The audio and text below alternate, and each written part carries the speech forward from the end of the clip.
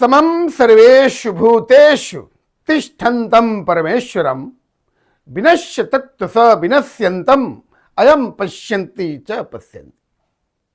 गीता के 13वें अध्याय का 27वां श्लोक ये घोषणा करता है कि सब स्थान जगमात्मक समभाव से स्थित और विनाशशील सब वस्तुओं में भी अविनाशी परमेश्वर है और यही यथार्थदर्शी है।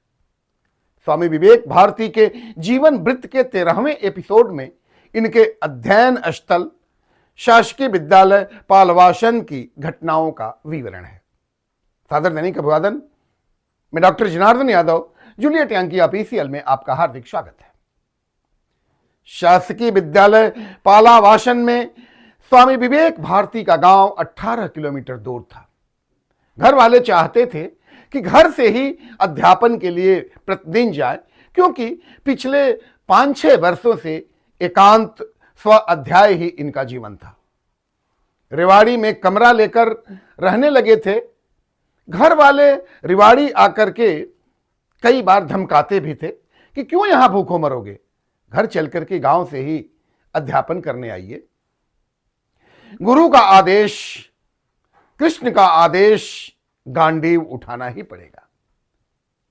उस समय स्वामी विवेक भारती की आर्थिक स्थिति भी ठीक नहीं थी, क्योंकि अजमेर वाला कई लोगों से लिया गया ऋण अदायगी भी जरूरी थी।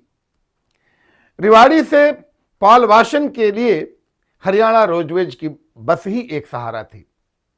एक दिन किराया देने पर कंडक्टर ने टिकट नहीं दिया।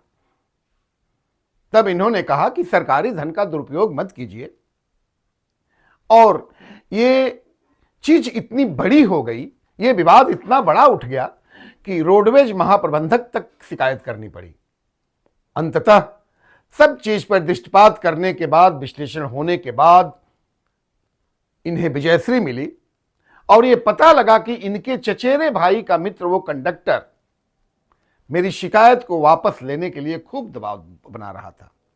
परंतु सत्य सच होता है, और जब सब लोगों ने उसको कहा कि नहीं, जब ये पैसा दिए हैं, टिकट का पैसा दिए हैं, तो आपको टिकट देना चाहिए। कंडक्टर और विवेक भारती के इन वार्तालाप के बाद कंडक्टर खुद शर्मिंदित हुआ और फूट फूट करके रोने लगा और इनके पैरों पर गिर पड़ा। उस समय स्वामी विवेक भारती सोचते हैं कि दया भी एक बहुत बड़ी चीज होती है, माफ कर देना चाहिए, और इन्होंने माफ किया। जीवन में अनुशासन से ही महान बना जा सकता है। से इस अगले एपिसोड में आपकी प्रतिक्रियाओं का सदैव स्वागत रहेगा। धन्यवाद।